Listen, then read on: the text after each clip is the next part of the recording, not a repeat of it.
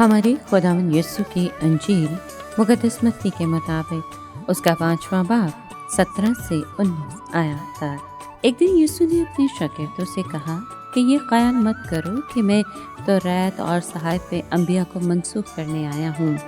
मनसूख करने को नहीं बल्कि पूरा करने को आया हूँ, क्योंकि मैं तुमसे सच कहता हूँ कि जब तक आसमान और ज़मीन टल ना जाएं, शरीयत का एक नुक्ता या एक शोशा हरगिज़ न टलेगा, जब तक सब कुछ पूरा न हो जाए। बस जो कोई इन छोटे से छोटे हुक्मों से एक को मनसूख करे और ऐसा ही लोगों को सिखाए, वो आसमान की बादशाही में सबसे छोटा कहलाएगा। लेकिन जो अमल करे और सिखाए, वही आसमान की बादशाही में बड़ा कहलाएगा। पाकलाम के पढ़े और सुने जाने पर खुदावंद की बरकत हो, खुदा का शुक्र हो। अजीज दोस्तों, अक्सर इनकलाबी लीडर माजी से कतई ताल्लुक़ कर लेते हैं और मौजूदा रवायती निज़ाम को रद्द और तरक कर देते हैं, मगर खुदावंद यीशु ने ऐसा नहीं किया।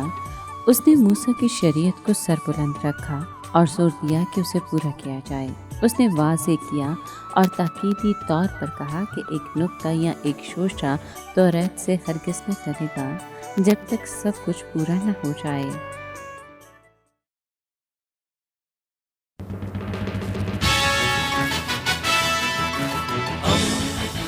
दोस्ती का पैगंबर, रेडियो वेरितास एशिया।